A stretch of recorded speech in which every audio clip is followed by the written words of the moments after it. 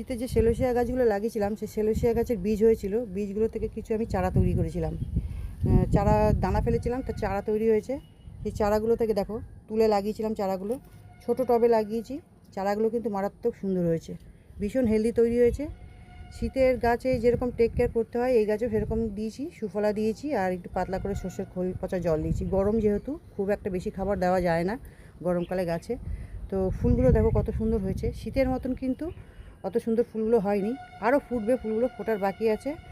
গাছ প্রচুর হেলদি তৈরি হয়েছে। তো এই গাছগুলো কিন্তু 12 মাসই হয়, এই সেলোসিয়া গাছগুলো। গরমের সময় হচ্ছে দেখছি, আবার শীতের সময় কিন্তু মারাত্মক সুন্দর হয়, আরও সুন্দর হয়। শীতের সময় তো আমি ছেড়েছিলামই। তো তোমরা যারা সেলোসিয়া গাছ লাগাও গরমের সময়তেও লাগাতে পারো, শীতের দানা থেকে চারা তৈরি করে লাগাতে পারো। আমি কিন্তু তাই করেছি। শীতের বীজের গাছ লাগিয়েছিলাম, তার থেকে চারা দানা ফেলে চারা তৈরি করেছিলাম, তার থেকে 3টে গাছ আমি লাগিয়েছি। হলুদ একটা, আর একটা হচ্ছে রানী কালার। লালটা মরে গেছে যেহেতু অযত্নে মারা গেছে।